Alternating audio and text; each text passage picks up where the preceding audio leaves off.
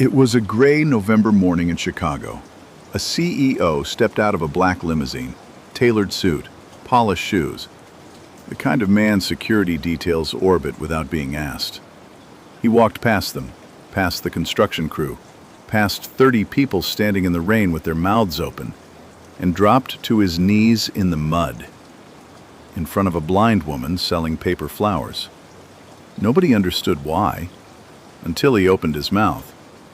To understand that moment, you have to go back 10 years, to a rainy night outside Union Station, when that same man was starving and broken, and a blind woman handed him the last meal she had saved for herself. Eleanor Hayes was 18 years old, blind since the accident, and she ran her life with the same quiet precision her mother had used to keep 5 children fed on one grocery budget. Every morning, she woke at 5:30, brewed coffee by sound, braided her hair without a mirror, packed her handmade paper flowers, and walked 6 blocks to South Canal Street near Union Station, where she hung her wind chime on the cart handle first, always first, because the chime told her where she was, the way a lighthouse tells a ship it's home. She had not always been alone. There was a man once, Marcus. He drove her to the ER the night of the accident, held her hand through the first surgery, then went to get coffee. "I'll be right back," and never came back down that hallway. He called 3 days later. A voicemail, 12 seconds. She never called back. Some losses you name, some you put in a drawer and stop opening after the accident. Eleanor spent months studying American Sign Language at the Chicago Lighthouse on West Roosevelt Road. Not because she needed it to speak, but because the deaf community there taught her that communication was never only about words. It was about presence, about choosing to be understood. She had carried that lesson into every conversation since. Before we go further, settle in, pour a second cup, because what begins on one rainy November night outside Union Station is the kind of story that gives something back to you. Chicago, November, South Canal Street. The rain had been falling since noon, steady, the way Chicago rain commits once it decides. The pretzel vendor 2 carts down had wrapped himself in a garbage bag from the waist down, and was not slightly embarrassed. Eleanor's fingers moved in the automatic rhythm of 10,000 repetitions, folding, creasing, twisting paper into roses. She had sold 11 flowers, not bad for a Wednesday in the rain. She hadn't eaten since morning. Tucked inside her coat was a small container of rice and braised chicken, her end-of-day reward. You work all day, you earn the sweetness. Then she heard it. 15 feet away, a man in the doorway of the shuttered dry cleaners. Not crying, something quieter than that. The specific sound of a person who has stopped expecting comfort and is simply leaking. The way an old house leaks through every small failure that accumulated when nobody was watching. His stomach growled. She caught it over the rain. She listened to his breathing, shallow, uneven. The rhythm of someone standing at the edge of a decision they haven't fully made yet. Then his voice came, low, broken, and she heard it instantly. The ghost of an education. The careful structure of a man who had once used words with intention. This was not someone who had never had anything. This was someone who had lost everything. Eleanor Hayes had spent 8 years listening to the city pass, and she knew exactly the difference. She lifted out her food container, still warm. What she said to him next. 4 quiet sentences in the November rain. Neither of them would fully understand for another 10 years. Stay with us, because the choice Eleanor makes right now is not simply generosity. It is the first moment of a story that will take a decade to finish telling itself. She didn't ask him to come closer. She just held out the container, lid still warm, a thin curl of steam rising from the rice. "Sit down," she said. "You sound like you need to." He stood in that doorway as though he had forgotten that being spoken to was something that could still happen to him. Then he sat. He ate. She listened to the rain and the wind chime turning slowly above the cart. "You're not a professional beggar," Eleanor said after a while, not cruelly. "The way you'd note the coffee had gone cold. Your voice gives you away. Someone educated you, and educated you well." He swallowed. His throat moved. "I had a firm," he said. "Architecture. 7 years. My business partner took the client list, the contracts, the permit filings, under both our names." A pause. "My girlfriend helped him do it." Eleanor nodded, not with pity. The nod of someone who has heard betrayal before and knows it requires witness, not commentary. "I can't see the light," she said, "but I can still feel the warmth of the sun on my face." Darkness isn't a wall. It only becomes permanent when you stop believing the light is still out there. She turned toward him.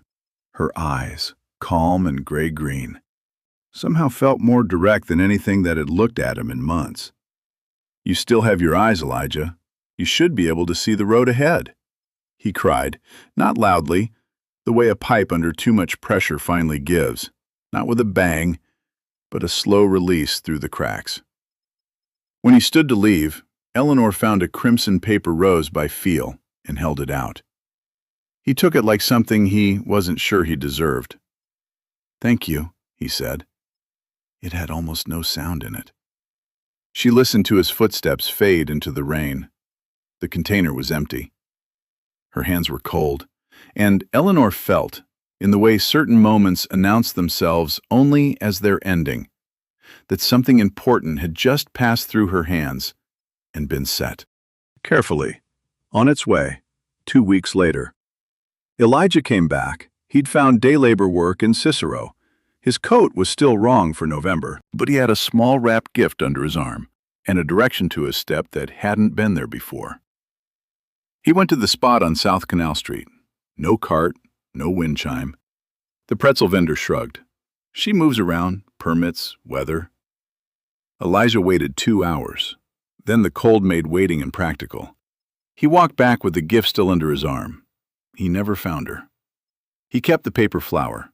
Through the studio in Pilsen with the shrieking radiator, the 1-bedroom in Avondale, the basement office on West Hubbard Street where Vance Design Group first existed as 3 employees and 2 folding tables. He put the flower in a glass dish first, then a shadow box. Then, when the firm moved to the 14th floor on North Michigan Avenue, into a sealed glass case on the corner of his desk. His assistant asked about it once. "Family heirloom," Elijah said. She didn't ask again. He didn't reach for it consciously. It was more like the way your hand finds the arm of your chair in the dark. A reminder that everything he'd built rested, at its foundation, on one act of kindness, given by a woman who hadn't needed to give it, across town. Eleanor had kept her flower too. She pressed it flat in a small cedar box from the Hobby Lobby on South Halsted, and kept it in her coat pocket from October through April. Because the cold season had a way of making the world feel larger and lonelier than it actually was. And the flower helped. She thought of him the way you think of a bird found half frozen on the porch steps one February. Nursed back, released. And wondered about sometimes, years later, whether it was warm, whether it had found its way. She hoped so. That spring, the letters started arriving. Urban Redevelopment Notice, Washington Park, Bronzeville Corridor Revitalization Project. Cart permit holders in the following areas are required to vacate by her neighbor, Mrs. Calhoun, retired school teacher, spectacular banana bread. Read them aloud over the backyard fence. When the third arrived by certified mail. She slowed her words the way you slow your steps on ice. "Eleanor," she said carefully, "they want us gone." "I know," Eleanor said. "Where would you go?" Eleanor pressed her hand against her coat pocket. The cedar box was there. "I'm not going anywhere," she said. But the name on the development company's letterhead, the project manager overseeing the Bronzeville corridor, was one Eleanor hadn't heard in years. When Mrs. Calhoun read it aloud, Eleanor went very still in a way that had nothing to do with the wind. "Stay with us. Because the man behind this demolition order has a history with Eleanor that goes back much further than any city permit. And when those histories collide, it will change everything." The morning it all came together, it was raining again. That same slow, gray November commitment, steady and indifferent, soaking through everything without apology. East 47th Street was quiet at 7 a.m.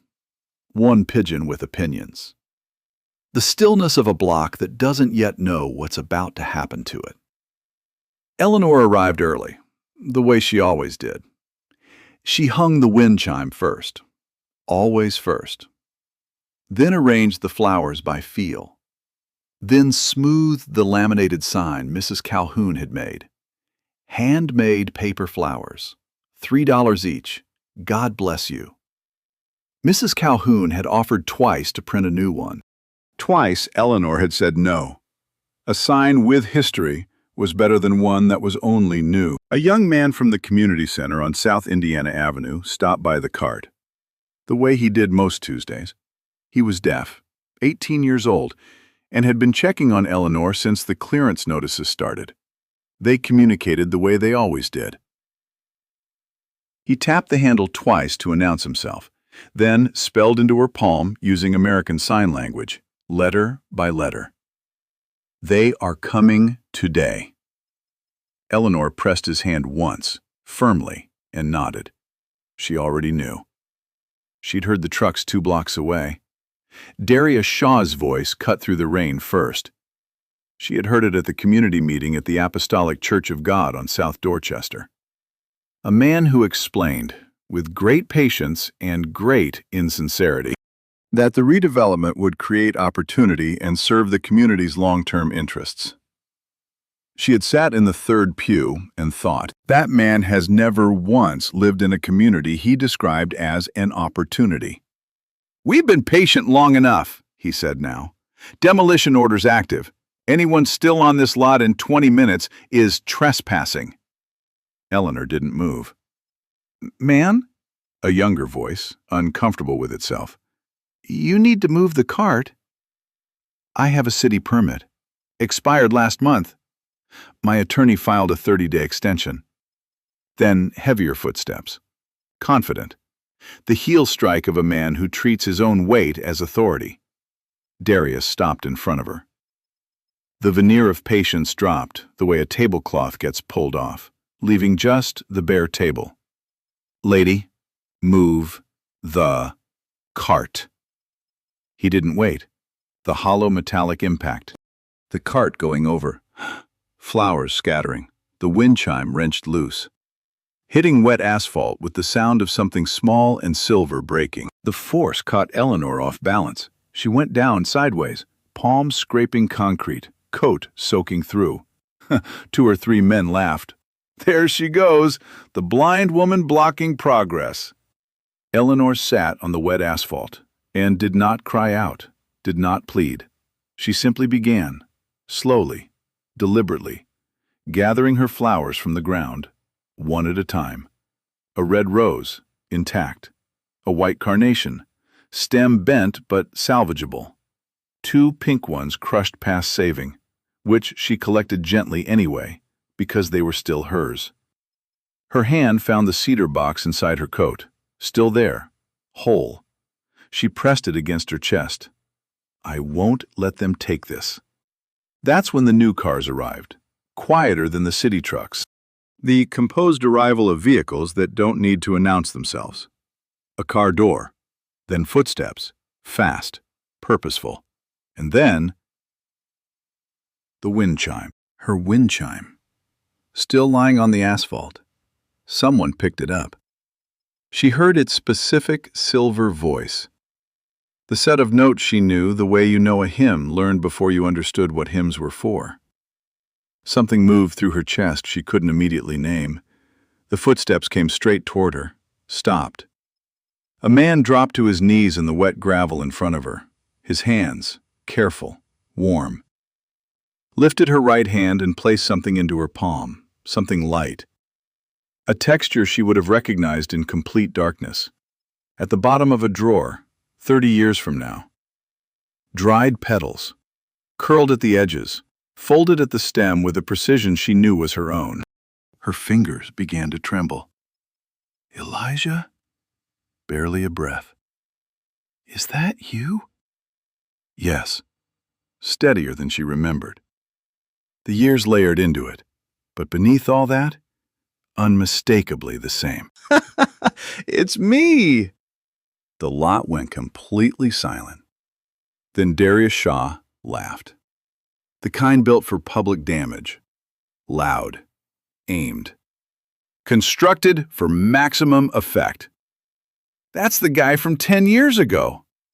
The one sleeping in doorways outside Union Station." He spread his hands like a man presenting a punchline. "And now he's kneeling in the mud for a blind woman. Ladies and gentlemen, your CEO." Elijah didn't flinch. Didn't look away from Eleanor's face. When he spoke, his voice was quiet. The kind a crowd instinctively leans toward. "That's right," he said. "I was that man. And this woman is the reason I chose to keep going the night I had run completely out of reasons." One breath. I haven't forgotten a single word of it. Darius's smile sharpened at the edges. What he said next was not a comment. It was a calculation, one he had been preparing far longer than anyone on that lot realized. Stay with us, because the threat Darius makes next isn't just about a demolition order, and Eleanor's response will be the bravest, most heartbreaking thing you've heard in a long time. Darius Shaw had the kind of smile that worked in rooms where no one knew him well enough to read it. You've seen that smile on someone at a church potluck who compliments the casserole a little too smoothly before moving on. The smile of a man who has already counted his cards and is simply waiting for the right moment. He let Elijah's words settle. Then he took out his phone. "Beautiful," he said, voice dropping to something quieter and more dangerous than the laugh. But here's the thing about a moving story. Elijah. A deliberate pause. It doesn't hold up when a financial auditor starts asking about the early permit filings for Vance Design Group. Specifically, the ones co-signed by a city official named Marcus Hale. The name fell into the wet air like something dropped from a height. Eleanor's hands tightened on the cedar box. Just once. Just slightly. "Marcus," she said, softly, to no one. "Small world," Darius said pleasantly. Marcus Hale has been the city liaison on this entire redevelopment corridor for 3 years, and he is very interested in questions about the origin of Elijah's first commercial contract. He looked at Elijah directly. "You fight this. You spend 2 years in depositions while every contractor walks off every site you own. Or, you walk away from this lot. Let us finish. And everybody goes home clean." A glance down at Eleanor. "No offense, but you're a complication. And complications have a way of becoming problems for everyone around them." Eleanor sat quietly.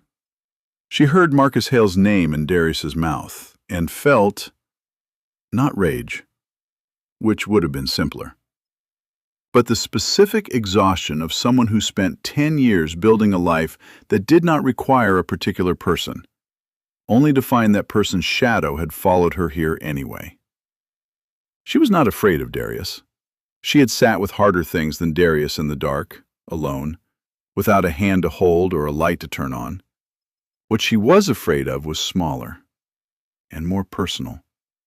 That Elijah would sacrifice something real for her, and that some part of herself, the part that had been alone on South Prairie Avenue for a very long time, would let him.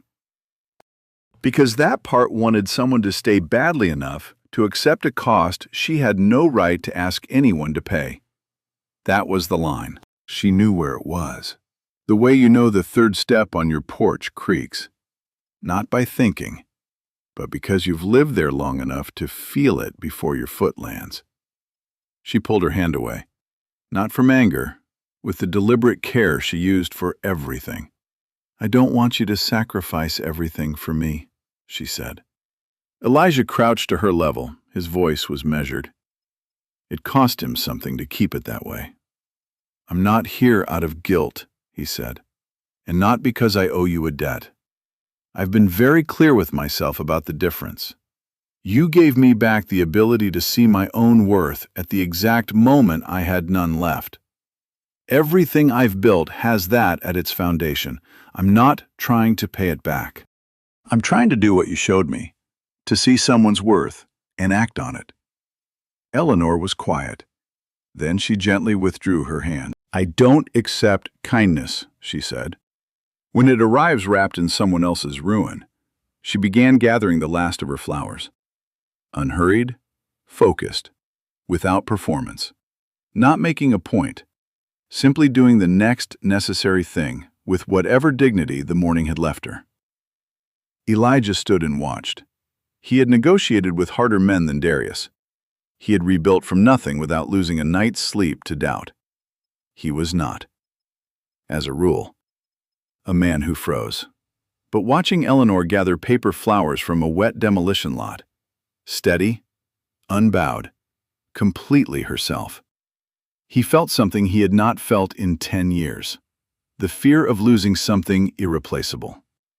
Not the company, not the contracts. Her. Eleanor stood, smoothed her coat, picked up her bag, and began walking south down South Calumet Avenue, shoulders level, chin up, footsteps quiet on the wet pavement. The crowd parted without being asked. Darius watched her go with the satisfied look of a man who has confused someone's dignity for their defeat. Elijah stood in the mud, watched her turn the corner, and disappear. But what Elijah did in the 60 seconds that followed, in front of everyone still on that lot, was something Darius Shaw, for all his careful calculation, had not accounted for. Don't look away, because the moment Elijah turns back to Darius is where everything Darius thought he'd won begins to come apart.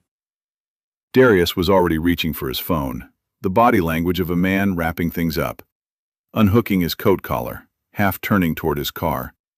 He had played this scene before. He knew how it ended. He had taken 4 steps. Darius. Elijah's voice was not loud. It didn't need to be. It was the voice of someone who had learned that authority never requires volume. Darius turned. "You're terminated, effective right now. Every contract your firm holds with Vance Design Group is under review as of this morning." He didn't blink. "And I will personally initiate a full audit of every subcontractor payment, every permit application, and every act of coercion tied to this corridor. Every one. Going back 3 years." Something in Darius's smooth, radio announcer confidence shifted.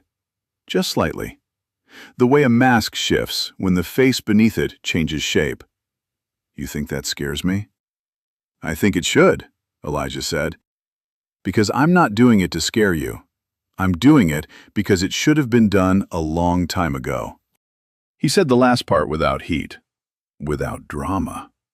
That, somehow, was the most unsettling thing Darius Shaw had heard all morning. The smile disappeared, not gradually, all at once.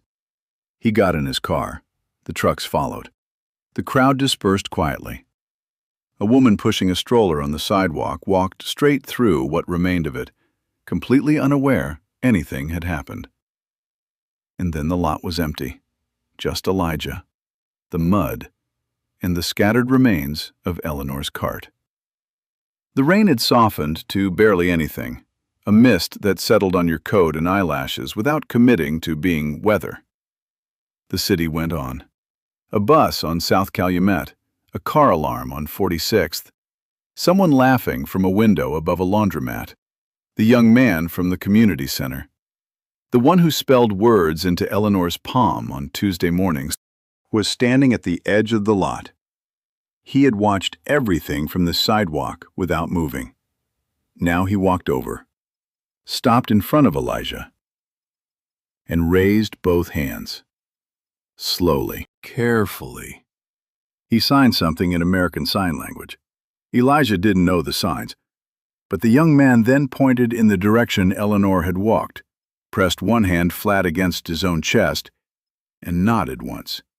Elijah understood that just fine. He opened his hand. The glass-boxed paper flower sat in his palm. He ran his thumb along the glass the way he had done 100 times at his desk, automatic, grounding. "Don't go," he said, to no one, to the corner of South Calumet, where she had turned and was simply no longer there. His voice was barely a breath. "I don't want to lose you again." Darius sat in his car on South King Drive for 11 minutes before starting the engine, not thinking about the audit, not composing his response to the board, just sitting, very still, looking at his hands on the wheel, clean, well kept, the hands of a man who had made it, waiting to feel something that confirmed he had. He waited. He had been waiting for that feeling for a long time. Since a kitchen table in Rockford where the light flickered, and a boy decided that the way to stop feeling small was to make sure no one could do it to him again. He started the engine. The feeling didn't come. Elijah called his attorney, then his head of legal. Then, after 30 seconds of staring at his phone without seeing it, a third number. The Illinois Eye and Ear Infirmary on West Harrison Street. A specialist named Dr. Anand, who had agreed 6 months ago to review a file submitted without Elijah's name on it. Quietly, through a church contact and a discreet attorney. A file pertaining to a specific type of vision loss from a specific accident. A patient who had been waiting, in the particular way of someone who has learned to wait for everything, for a long time. The phone rang twice. "Dr. Anand's office." "This is Elijah Vance," he said. "I need to move up the consultation as soon as possible."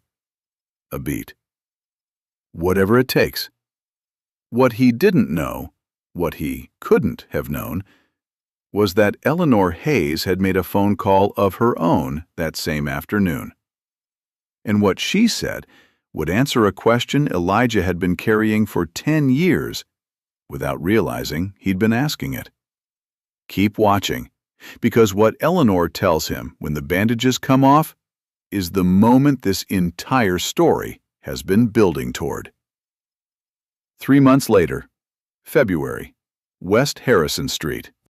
The Illinois Eye and Ear Infirmary smelled the way hospitals always smell, antiseptic and warm, with faint traces of the coffee someone spilled near the nurse's station and almost fully cleaned up. Elijah sat in the chair beside Eleanor's bed, hands folded in his lap. The chair had a wobbly left leg. He had not moved to a different one.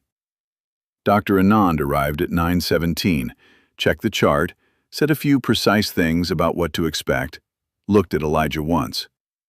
The practiced glance of a man who reads rooms quickly, then turned to Eleanor.